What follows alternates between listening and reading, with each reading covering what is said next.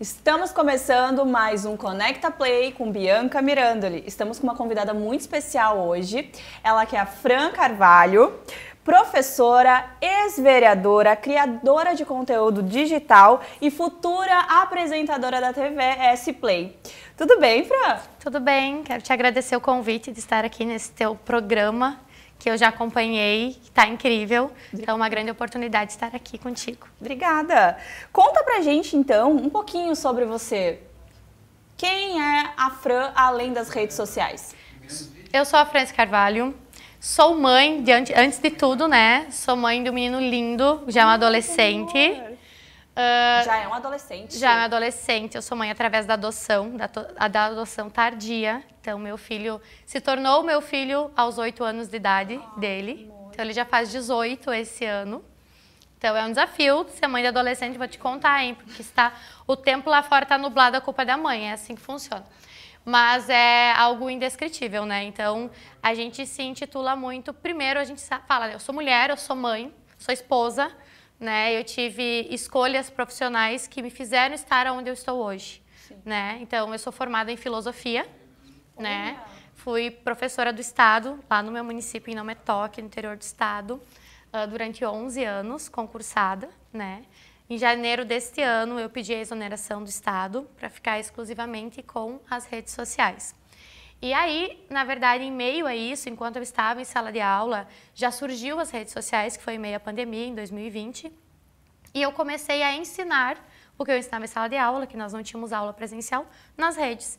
E aí, eu falei muito sobre o assunto de política, que foi sempre um assunto que eu gosto muito, que eu amo, sou apaixonada por política, né? Mas por política, não pelo que a gente vê muito por aí. E essas aulas que eu fui compartilhando nas redes ganharam uma proporção e eu recebi o convite para então, né, estar naquele ano, 2020, concorrendo à vereadora. Fui a mulher mais votada do município, né? Então foi uma experiência incrível. Pude estar na vereança com mais 3 mulheres, então nós éramos 4 mulheres à frente, ali junto, né, no Poder Legislativo. Foi uma experiência importantíssima na minha vida, mas eu vi que ali, somente ali eu não poderia chegar onde eu queria com a minha voz. Eu queria que mais pessoas pudessem me ouvir, sabe? Então, não quis concorrer novamente, né? Houve convites, enfim, tratativas, mas eu optei em ficar exclusivamente com as redes sociais. E foi aí que, então, esse ano, eu conheci a TVS Play, entrei para o grupo da TVS Play, fui convidada para ser uma das apresentadoras da TVS Play. Que bacana. E com isso, eu estreio com eles em maio, num reality que acontece no Paraná. Que maravilha, olha só. E em qual momento que tu decidiu adotar o seu filho? Bom, como foi o processo? Eu sempre digo assim, que a vida da gente, ela acontece da forma que ela tem que acontecer. Sim, também sabe? concordo. E eu fiz 11 anos de tratamento para engravidar, eu passei por 6 abortos nesse período todo, foi algo muito difícil. E aí um dia eu e meu marido, conversando, a gente disse assim, pode ser que pareça um pouco absurdo a forma que a gente falou, mas a gente disse, a gente consegue amar os nossos cães, por que a gente não vai poder amar uma criança que não foi gerada por nós? E aí a gente começou a olhar a adoção de uma outra perspectiva, porque não se fala muito sobre adoção. É verdade. As pessoas precisam falar mais sobre adoção, porque se tem a ideia de que a gente está fazendo uma grande coisa para a criança e não. Quem transforma a gente é a criança. É um amor incondicional também. É algo assim, a gente não lembra da nossa vida antes do nosso filho. Então a gente entrou na fila da adoção em maio, 9 meses depois o nosso telefone tocou. Exatamente 9 meses. E Nossa, aí quando... que incrível. É muito incrível, assim. E aí quando nos ligaram, então, eles me falaram assim, tem um menino e uma menina que se encaixa no teu perfil. Qual você quer? E eu disse, tu me ligou por conta de quem? Aí eles me falaram, por conta do Daniel. Eu disse, ok, meu filho é o Daniel, então, quando eu posso buscar? Então o Dani já tinha 8 anos, ele estava num abrigo em Minas Gerais, que quando eles me ligaram, eu entendi Porto Alegre, mas era Pouso Alegre. E acontece, eu achei que a adoção, ela era dentro do estado. Não é assim que funciona, então? Na verdade, você recebe uma ficha, um cadastro, né, que você vai fazer, e lá você pode definir várias coisas. Eu acho bem traumatizante aquela ficha, porque você precisa colocar as características do filho que você quer ter. Ai, meu Deus. E isso é muito difícil. Eu fiquei por anos com a ficha guardada numa gaveta. Eu não conseguia, porque no momento que eu coloco que eu quero um filho saudável, eu estou dizendo que aquelas crianças... Doentes, tu não quer Isso, ou crianças atípicas não têm, entre aspas, direito de ter uma família. Sim. Então era muito difícil aquilo, né? Mas tu tem a opção de colocar só região, só regional, se tu quiser, só estadual, ou tu pode colocar nível Brasil. Nós optamos por nível Brasil. Nós não tínhamos uma especificar totalmente de onde a gente queria. A gente queria que o nosso filho fosse saudável. Só chegasse. Isso, e a lei me permitia que ele tivesse até 9 anos, porque eu precisava ter 14 anos a mais que o filho que eu fosse adotar. E na época eu estava com 25. Então, ele podia ter até 9 anos. Então, a minha ficha era de 0 a 9, todo o Brasil. Esse era o que a gente especificou, né?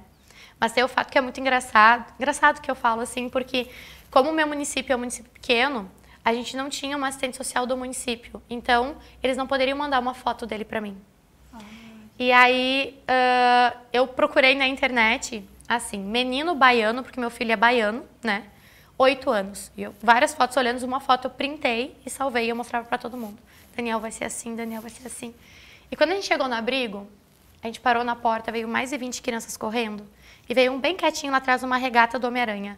Eu olhei pro meu esposo e disse, ali tá o Dani. Ele era igual o menino da foto. Que legal. A única diferença é que ele era dentucinho, sabe? Assim, mas era igual. Eu disse, gente, é muito igual. Que amor.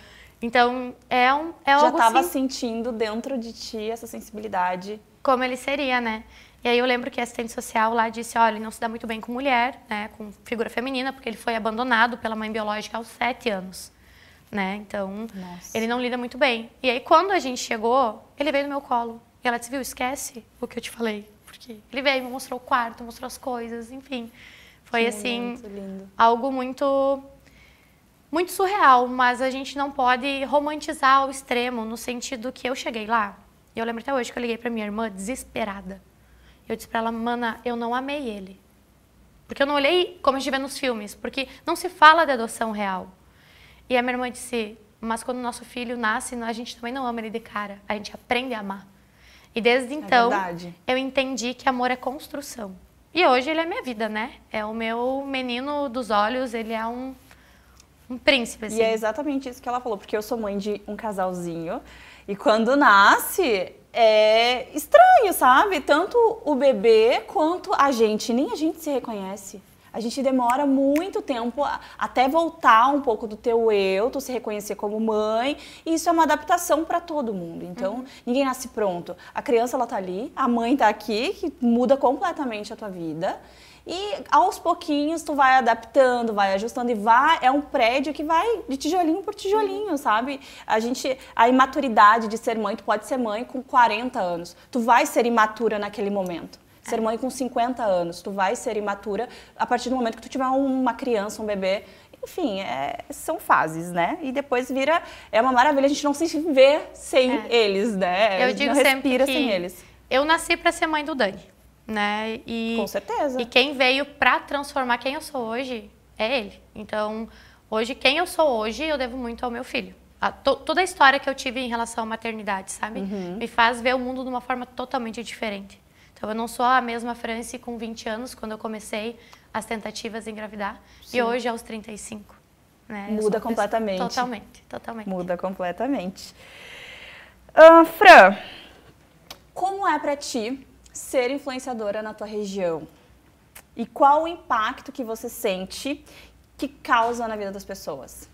Bom, cidade pequena, todo mundo se conhece. Sim. Todo mundo conhece a família de todo mundo, né? A gente costuma dizer que lá a gente fala de que gente tu é, né? É como a gente chegou com um namorado em casa, mas de que gente tu é. Porque aí você sabe a bem estrutura. Interior, né? É muito interior, né? São 18 mil habitantes, não é tão pequena, mas é interior, Sim. né? É uma cidade muito pujante, uma cidade muito forte, né? A gente tem uma das maiores feiras do agronegócio, que é a Expo Direto Cotrijal. A gente é conhecida como capital nacional da agricultura de precisão, então lá nós temos empresas gigantescas, mas ainda a visão do influenciador, ela é difícil, né? É diferente de um centro como Porto Alegre, um centro como Gramado, né? Onde você vê o influenciador realmente sendo influenciador. Nós lá temos as pessoas ainda não entenderam qual é o trabalho do influenciador. Eles acham que é fazer uma propaganda. Influenciador não é isso. Influenciador é vivenciar, influenciar as pessoas a vivenciarem aquilo também. Então, às vezes você pede um orçamento para uma publicidade, enfim, para uma loja de roupas, por exemplo. Aí você passa, não, minha funcionária faz a foto. Mas não é a foto. É a influência, a comunicação, que a gente cria uma comunidade. As pessoas que nos seguem, elas se identificam com a gente. Então, elas vão seguir ideias que a gente dá, sugestões que a gente dá. Então, o papel do influenciador, ele é muito importante. Né? Eu sempre digo assim, ó, cuidem quem vocês seguem, cuidem os influenciadores que vocês seguem, porque vocês vão ser o reflexo deles. Concordo. Porque vocês vão se basear naquilo que ele está dizendo. Se ele falar que essa água é boa, ela vai tomar dessa marca. Então, o papel do influenciador é muito importante. Mas num centro pequeno, né, numa cidade pequena, como eu venho, ainda é muito difícil as pessoas enxergarem o trabalho do influenciador digital. Eles ainda não têm uma noção do grande impacto que o influenciador causa para as marcas e para as pessoas, né? Tanto positivo quanto negativo, Exato. Né? Tá, agora a gente vai falar um pouquinho sobre reality, uma coisa que todo mundo adora, o brasileiro adora, é um reality, né? Então, tu já participou de algum reality? Qual foi? Eu participei, eu e meu esposo participamos de um reality agora em março, né, que foi gravado em Praia Grande, aqui em Santa Catarina, bem pertinho, chamado Expedição Digital Caminhos de Praia Grande. Então, é um reality de competição, né? É um reality um pouco diferente do que a gente vem acostumado a ver, mas a gente vai olhando as belezas naturais do lugar e fazendo competições de aventura, de adrenalina, e aí no final vai ter o vencedor, né? Através de pontuação, de tempo, enfim. Então, é uma experiência que eu digo que todo mundo tem que viver na vida. Pelo menos uma vez na vida. Nossa, foi muito incrível. Foi, assim, algo muito de autoconhecimento também, sabe? Então, foi bem bacana, bem interessante. E eu fiquei sabendo que em breve você estará comandando o seu próprio reality. Na verdade, eu vou apresentar o reality da TVS Play, então, né? Que é o Desafio dos Influencers, que acontece em maio no Paraná. Vai ter mais um apresentador comigo, pelo que eu sei é o Capu, não tenho certeza, mas acredito que seja ele. Eu sou a novata do time dos apresentadores da TVS Play, né? Então, tenho muito a aprender, né? Eu sempre digo assim, que todo mundo tem algo para aprender e algo para ensinar, né? Então, é muito disso. Então, acredito que eu vou para ensinar alguma coisa e vou para aprender muita coisa também. Então, eu sou a novata no time da TVS Play. Mas fica tranquila que todo mundo erra, todo mundo tá aqui para aprender, todo mundo tem algo a aprender e a ensinar também, né? E qual é a tua opinião sobre os casais formados em realities? Olha, eu acho assim, ó, quando a gente fala em reality, por mais que eu estive em um com o meu marido, né? E a gente não estava 100% confinado, né? Era um reality numa estrutura diferente, mas a tensão, ela é muito forte, porque você está competindo para algo, né? A ideia é vencer. Ninguém vai para um reality para não ganhar alguma coisa. Mas eu penso que toda experiência, ela é válida. E se alguém ali no reality, naquele momento, sentiu que o relacionamento poderia dar certo com uma pessoa, eu acho que ela tem que investir naquilo, entende? Sim. Se as duas pessoas não têm compromissos fora, porque eu acho que a primeira coisa é o respeito com quem você já divide a vida, né? Primeira coisa. Mas se você tá ali e você acha que dali pode ser um relacionamento, eu acho super válido, eu acho que tem tudo a agregar. E se não der certo, gente, não deu. Vida que segue. Vida que segue. Então, Fran, você acredita que a produção dos reality shows deve ter mais responsabilidade em relação ao conteúdo que apresenta? Olha, eu acredito que a ideia de reality show é mostrar a realidade do que está acontecendo. É claro que existe uma responsabilidade, mas é muito mais de quem vai assistir do que quem está participando, porque está lá a idade para assistir, né? Então, claro, existem regras como numa sociedade. Tem que ter regras no programa, né? Mas precisa mostrar a realidade do que acontece. Então, precisa sim ter um cuidado, né? A gente não pode mais banalizar as coisas além do que já estão banalizadas no meio que a gente vive. Mas se a gente começar a delimitar muito, deixa de ser um reality. Porque daí você está criando personagens e daí... né? Isso, aí a gente olha uma novela, um filme, algo nesse sentido, né? Sim. Então, acredito que tenha indicativa, tenha, né, de idade, de horário para passar. E tem as regras, né? Não pode agressão, não pode isso, não pode aquilo.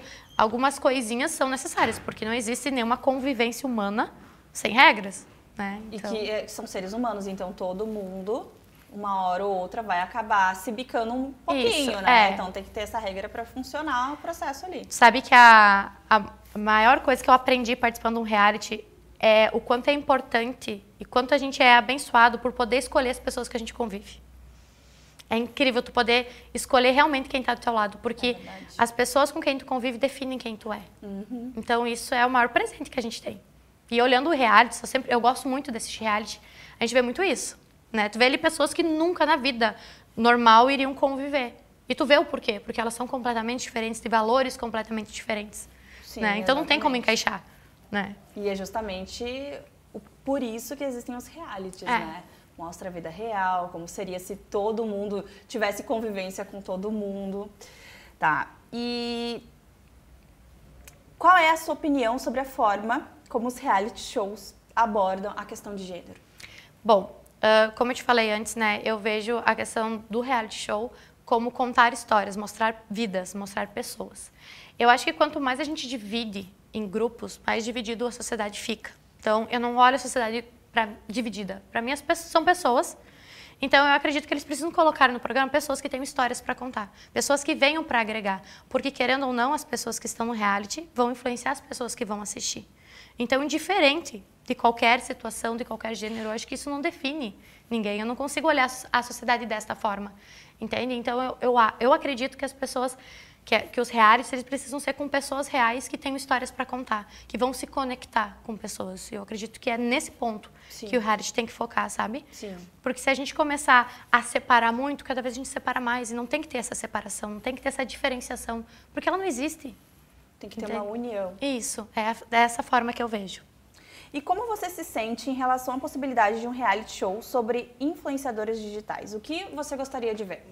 A realidade, né? Porque eles acham que influenciador é fazer só um postzinho.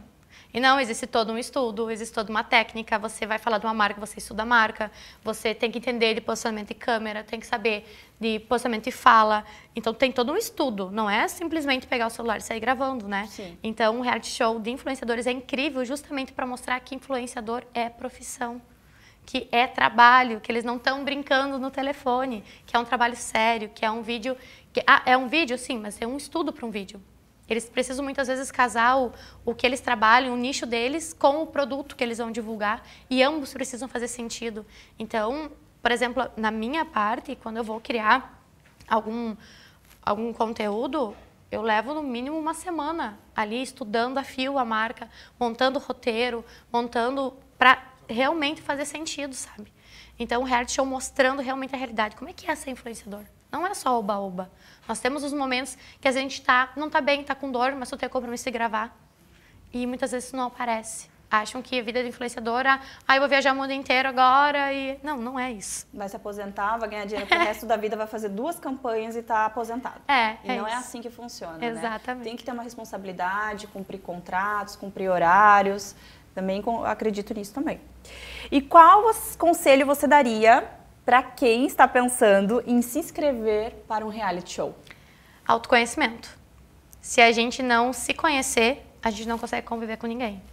Porque no momento que a gente começa a olhar as pessoas como um problema, o problema está em nós. As pessoas precisam se autoconhecer, precisam se conhecer realmente para entender que é tudo sobre mim. Então, se algo em você me incomodou, é porque algo está em mim.